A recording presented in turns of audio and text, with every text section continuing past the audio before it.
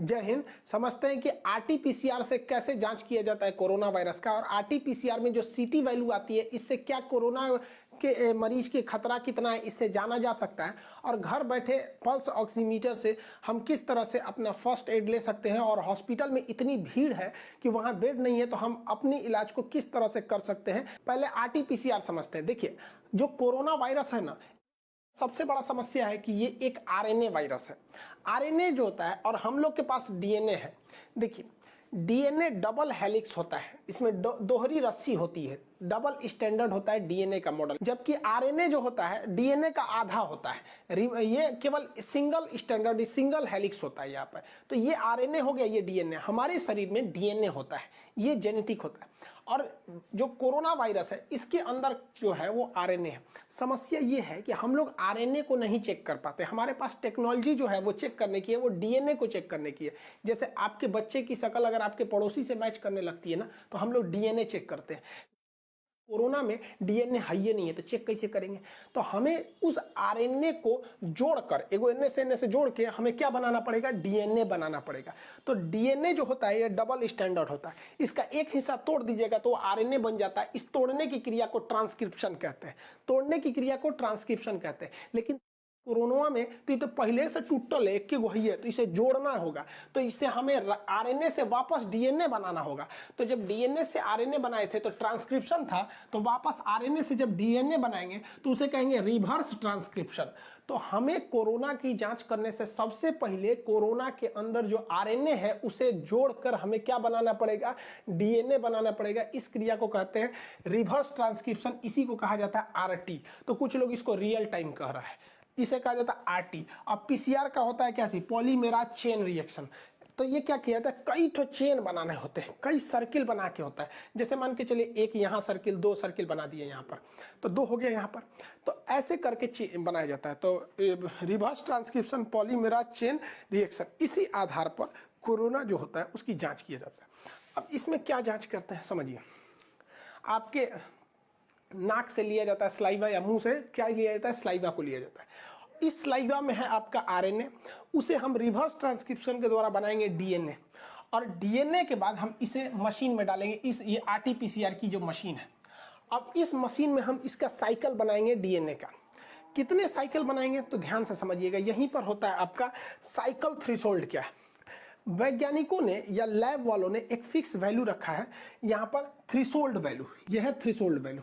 इनका जांचना है कि कोरोना के कितने चेन बनाए जाए। ये आरएनए का है। देखिए, आरएनए का कितना चेन बनाया जाए कि उसके अंदर हमको कोरोना वायरस दिख जाए। आरएनए को किस में बदलना है? डीएनए में। और इसमें कितने चेन बनाए जाए कि हमको कम से कम क्या दिख जाए? कोरोना वायरस दिखाई दे दे। तो एक एवरेज वैल्यू निकाला गया कि कितने चेन घुमाना है? 35। 35 चेन घुमाएंगे, और इस 35 घुमाने तक में अगर कोरोना मिल गया तो हम कहेंगे कि भैया ये कोरोना पॉजिटिव है। लेकिन 35 चेन घुमा दिए, यानी आरएनए का 35 डीएनए, मतलब समझिए टेक्निकल भाषा में, उसे चेन घुमा दिए, और 35 घुमाने के बाद भी नहीं मिला तो कह देंगे भैया तोरा में कोरोना वायरस मिल ही नहीं रहा। ऐसे समझिए नॉर्मल भाषा। ये जो जूस बनाने वाली मशीन होती है, इसमें आप मौसमी या कुछ भी डालते हैं और इधर से आप नचाते हैं। तो आप बताइए, पहला बार नचाते हैं तो क्या उसमें से रस निकलता है? नहीं। 2-3 बार ऐसे नचाइएगा तो नहीं निकले, उसके बाद उसमें से रस निकलता है ना। वैसे ही यहाँ पर भी है। फर्स्ट राउंड में अगर आप आरएनए को घुमाएंगे तो उसमें कोरोना डिटेक्ट नहीं हो पाता है। तो डॉक्टर यही देखता है साइकिल थ्रेशोल्ड में कितना साइकिल घुमाए हैं कि कोरोना निकला है। जैसे हम मौसमी डाल दिए तो कितना साइकिल घुमाएंगे कि मौसमी का रस निकले? कम से कम 4-5 बार घुमाएंगे ना, तभी उसका रस निकलेगा। ऐसा नहीं कि तुरंत दाबते निकल जाएगा। तो मौसमी का सीटी वैल्यू कितना हो गया? 5। कितना पे वो रस फेंका है? ऐसे ही आम का कर देंगे तो आम का तनी और निकलेगा देर में, आम का रस निकलेगा 10 बार में। अमरूद डाल देंगे और कहेंगे कि अमरूद का बताइए तो सीटी वैल्यू को वो साइकिल मारेंगे तो निकलेगा। अमरूद में रसे नहीं होता है, तो 10-15 बार मारेंगे तब रस निकलेगा। वैसे ही हो रहा है कोरोना में जब आरटीपीसीआर किया जा रहा है तो कहा जा रहा है कितना साइकिल करेंगे कि कोरोना डिटेक्ट हो जा रहा है। तो किसी का 5 साइकिल में कोरोना डिटेक्ट हो जा रहा है, तो करे में तो बहुते कोरोना था, 5 बार घुमाए हैं मिल गया। और किसी किसी में नहीं मिल रहा है, 10 बार घुमा रहा है तब मिल रहा है, तो कह रहा है भैया तोरा में कोरोना तनी कम है। और किसी किसी में 20 बार घुमाना पड़ रहा है, 20 साइकिल चलाना पड़ रहा है, 20 साइकिल घुमाने के बाद उसमें कोरोना आ रहा है, तो उसका सीटी वैल्यू कितना दे रहा है 20। किसी किसी का 30 साइकिल घुमा रहा है तब उसमें कोरोना मिल रहा है, मतलब उसमें कोरोना है ही नहीं है, कोना कोना खोज दिया गया। और किसी का 35 घुमाया गया और तब वो नहीं मिला तो उसे कह देते तुम निगेटिव हो। यानी सीटी वैल्यू ज्यादा होगा तो ठीक बात है, मतलब कोरोना जल्दी नहीं मिला है। और सीटी वैल्यू कम है, मान के चलिए 2 है सीटी वैल्यू, यानी 2 राउंड मारा धाए दे कोरोना मिल गया, इसका मतलब बहुत ज्यादा कोरोना है। समझ में आ रहा है कि नहीं? और किसी का सीटी वैल्यू 30 है, 30 राउंड मारा है तब जाके उसको कोरोना दिखा है। तो सीटी वैल्यू का ज्यादा होना ये दिखाता है कि कोरोना की मात्रा कम है, और सीटी वैल्यू कम है मतलब तुरंत कोरोना मिल गया, मतलब शरीर में कोरोना की वैल्यू ज्यादा है। सीटी वैल्यू से आपके स्वास्थ्य पर कोई फर्क नहीं पड़ता। किसी का सीटी वैल्यू ज्यादा है मतलब कोरोना कम है, तो ऐसा नहीं कि वो खतरे से बाहर है। कोरोना कम रहे या ज्यादा, इससे कोई फर्क नहीं पड़ता भैया, वो तो एक बार आएगा और खटाखट अपना रेप्लिकेशन करके बढ़ा लेगा। कई बार ऐसा भी देखा जाता है किसी का सलाइवा लेने में कम आ जाता है, कम सलाइवा आता है तो उसका सीटी वैल्यू ज्यादा आ जाता है, क्योंकि उसमें से कोरोना जल्दी मिलता ही नहीं है। जैसे आप समझिए, दूसरा एग्जाम्पल लेके समझाते हैं। जैसे कोई व्यक्ति है, कोरोना उसको शुरुआत में हुआ, तो जैसे उसके शरीर में कोरोना घुसा तुरंत तो कोरोना फैल नहीं जाएगा, तो जैसे कोरोना घुसेगा अब वो जाएगा अपने आरटीपीसीआर करने, तो उसका 1 राउंड करेगा आरटीपीसीआर तो कोरोना मिलेगा नहीं, क्योंकि अभी अभी एंट्री मारा, अभी तो बहुत कम होगा, तो उसका 2, 10, 15, 20, 25 पे जाके डिटेक्ट होगा। तो डॉक्टर कहेगा अरे भैया आपका सीटी वैल्यू तो 25 है, मैंने जल्दी कोरोना मिल ही नहीं रहा था। लेकिन अगर वही मरीज 10 दिन बाद चेक कराने जाएगा तो उसके फेफड़ा में तो पूरा कोरोना भर गया होगा। अब जब चेक करेगा तो 2-4 राउंड मारेगा, इसे 2, 4, 5 कर 5 में मिल गया तो कोरोना कम हो गया, तो सीटी वैल्यू कम हो गया। लेकिन जब वो मरीज 15-20 दिन बाद ठीक हो जाएगा तो उसके शरीर से तो कोरोना मर चुका है। अब जब उसका सीटी वैल्यू चेक कीजिएगा तो बहुत ज्यादा साइकिल चलाना पड़ेगा, क्योंकि मर और के खत्म हो गए, सब कोना वोना में बचल होंगे सब, तो बहुत ज्यादा साइकिल चलाना पड़ेगा। मतलब समझिए क्या है कि शुरुआत में आपके शरीर में कोरोना कम होता है, इसलिए साइकिल ज्यादा चलाना पड़ता है, तो सीटी वैल्यू ज्यादा होती है। लेकिन जैसे जैसे बीच वाली स्थिति में आते हैं, बीमार पड़ने लगते हैं, तो सीटी वैल्यू घटने लगती है। क्यों?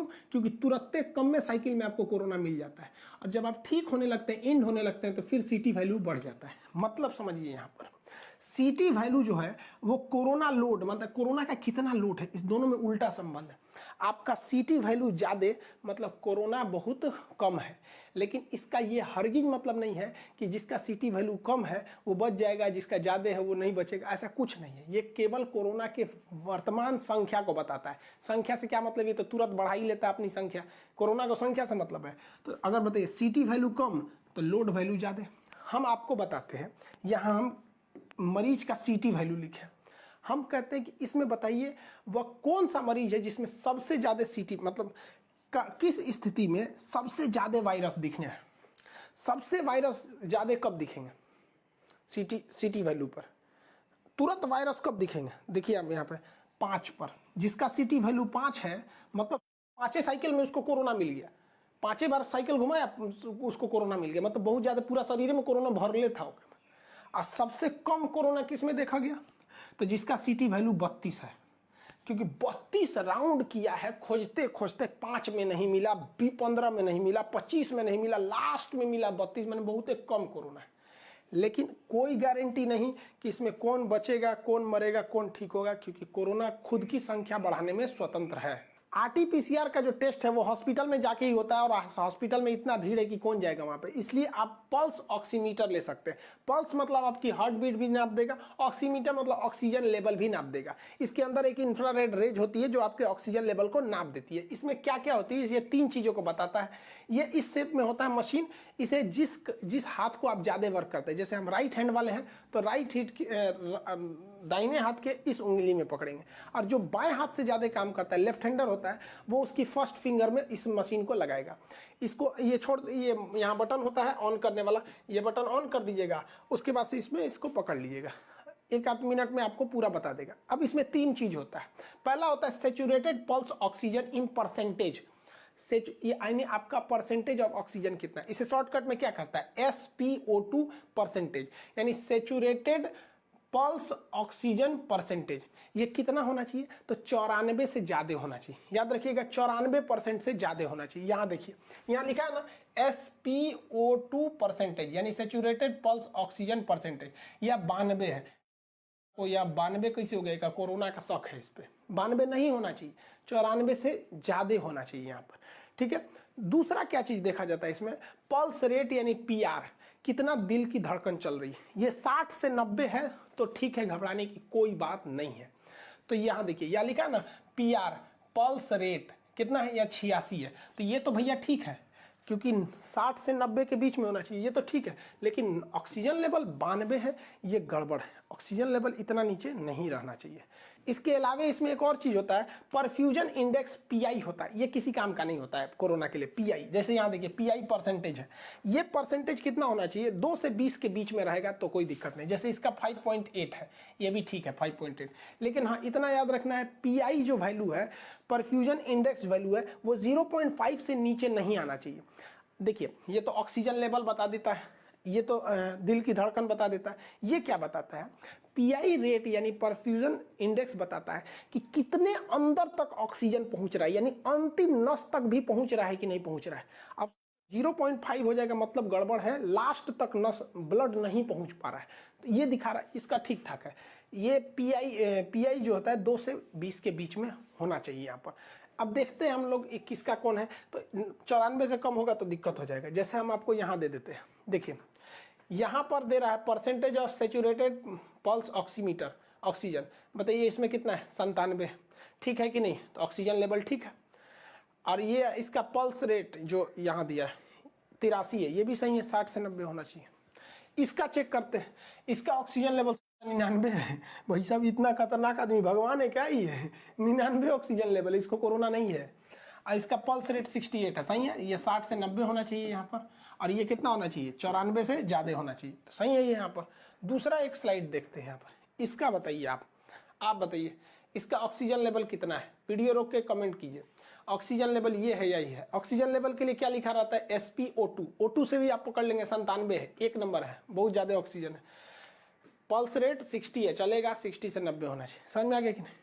अब ये कोई लड़की का हाथ है, देख रहे हैं नाखून उखून इतना बढ़ा हुआ है, ले लड़की देख के ये ऑक्सीमीटर काम करना छोड़ दिया, देख रहे हैं, लड़की बहुत खतरनाक चीज है, लिख दिया गुड, बहुत अच्छा, सोच रहे अपना काम भूल गया, लड़कियां का तारीफ कर रहा है, गुड ऑक्सीमीटर।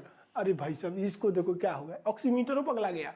जिसका ऑक्सीजन लेवल 94 से कम बता रहा है, उसे हर 2-3 घंटे पे अपना ऑक्सीजन लेवल चेक करते रहना है, और अगर 90 के आसपास ऑक्सीजन लेवल पहुंच गया है तो वो डॉक्टर से कंसल्ट में रहेंगे और होम क्वारंटीन में ऑक्सीजन लेवल मंगा लेंगे और मास्क लगाए रहेंगे, कोई ज़्यादा दिक्कत नहीं है। हाँ जब 80 से नीचे चला गया तो डॉक्टर के कंसल्ट में ज़्यादा रहना है वहाँ पर, फिर आपको कुछ दवाई दिए जाएंगे, जैसे बहुत फेमस एक डेक्सामेथासोन है और एक रेमडेसिविर है, ये ज़्यादा दिया जा रहा है उस कंडीशन में जब ऑक्सीजन लेवल नीचे घट रहा है तब। अब कोरोना में ना बाबू देखिए, आपको ध्यान से ये चीज़ का ध्यान रखना है, आपके शरीर में विटामिन C नहीं कम होना चाहिए और जिंक की मात्रा नहीं कम होना चाहिए, वरना आपका जान लेके चल जाएगा।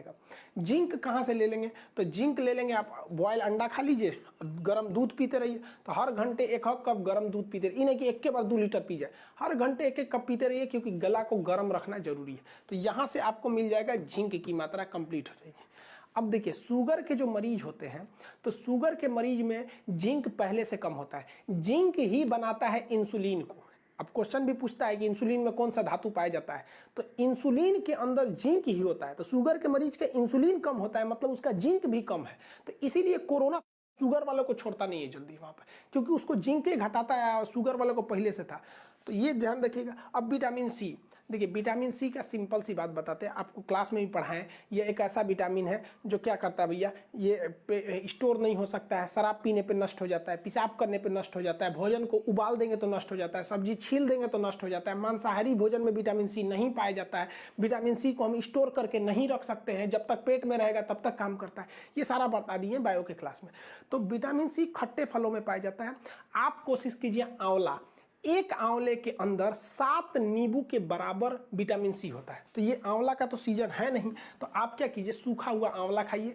बाद में आपको संतरा, मौसम्मी जो मिले खट्टा कचर के खा जाइए वहाँ पे, क्योंकि वो हमारे बॉडी में स्टोर नहीं हो सकता। पेशाब करेंगे विटामिन सी खत्म हो जाएगा यहाँ पे।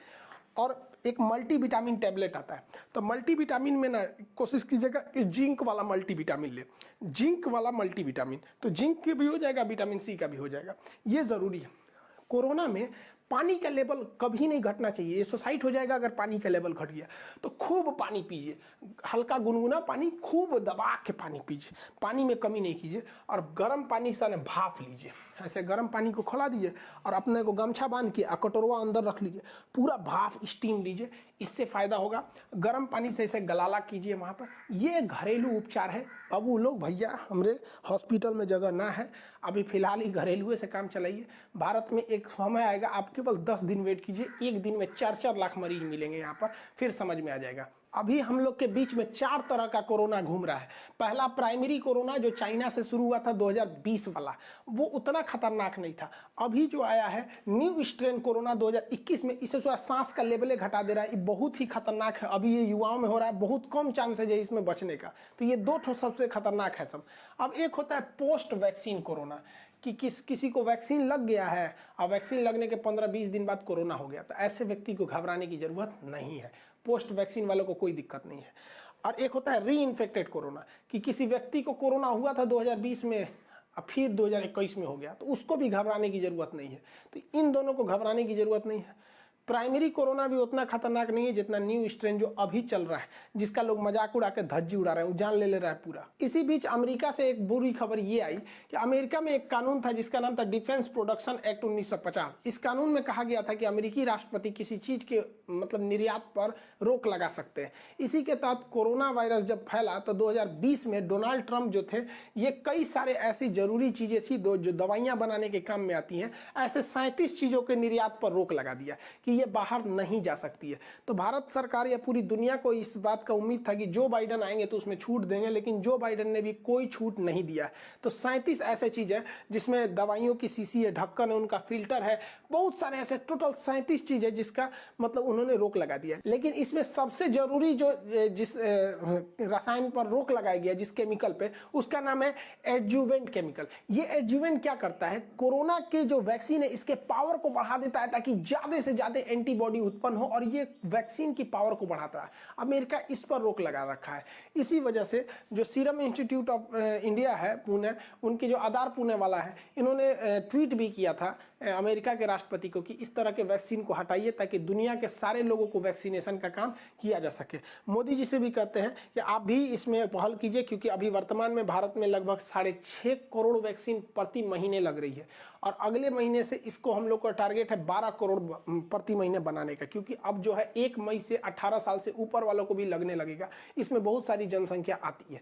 तो मोदी जी से गुजारिश करते हैं, आप कोशिश कीजिएगा तो हो जाएगा, क्योंकि आप ही कर सकते हैं। ऐसा हम लोग आपसे गुजारिश करेंगे। मोदी जी से भी पिछले वीडियो में हम बोले थे कि इंडस्ट्रियल ऑक्सीजन को रोक देना चाहिए, कि सरकार को इंडस्ट्रियल ऑक्सीजन नहीं देना चाहिए। मोदी जी थैंक यू, आप बात मान लिए। अगले दिन वीडियो बनाए, उसके अगले दिन पेपर में देख रहे हैं उद्योग को ऑक्सीजन आपूर्ति पर केंद्र ने रोक लगा दी। तो ऐसे मोदी जी विनती करते हैं कि अमेरिका पे भी दबाव बनाइए, क्योंकि अगर अमेरिका से केमिकल आएंगे तो भारत में वैक्सीन बनेगी, और भारत की वैक्सीन ही अफ्रीका जैसे गरीब देशों में जाएगी, वरना इन्हें कोई पूछने वाला नहीं है। हमारी ही एक ऐसी संस्कृति है जो वसुधैव कुटुंबकम कहते हैं, पूरी दुनिया को अपना परिवार मानते हैं, वरना इन्हें मरता छोड़ देगा। और वैक्सीन कितना जरूरी है इसका एग्जांपल आप इजराइल से ले सकते हैं। इजराइल अपने यहाँ छोटे बच्चों को छोड़कर बाकी सारे लोगों को वैक्सीन लगा दिया, और आधे से ज्यादा जनसंख्या को वैक्सीन का दूसरा डोज भी लगा दिया है। मतलब कुछ ही महीने में वो 100% वैक्सीनेशन कंप्लीट कर लेगा। यहाँ से प्रतिबंध भी अब इसने मास्क वगैरह के लिए बहुत कम कर दिए हैं इजराइल ने। तो भारत सरकार को भी सोचना चाहिए। और भारत में देखेंगे तो अभी लोग ईद की खरीदारी कर रहे हैं। अरे भैया बहुत ईद मनाओगे, क्या मतलब बनता है? घर में रहो ना, एक बार ईद और एक बार ना बर्दाश्त हो जाता है। यहाँ पे कुंभ के मेला में देखो भाई साहब इतना भीड़ हो रहा है, 2 गज दूरी, मास्क है जरूरी, ये सब देख रहे हैं, ध्यान समझ रहे हैं। अब यहाँ पे देख रहे हैं चुनाव में एक से एक हो रहा है। तो भाई इन लोग को अपने जगह रहने दीजिए, आप अपने घर में रहिए, सुरक्षित रहिए। बहुत खतरनाक कोरोना है। बिहार में कितने मंत्री लोग को हो गया अभी, तो क्या बताएंगे। इतने बड़े बड़े मंत्री लोग को जब कुछ नहीं हो पा रहा है, हॉस्पिटल नहीं कुछ कर पा रही है, तो हम लोग को ने डेगची के मसाला है।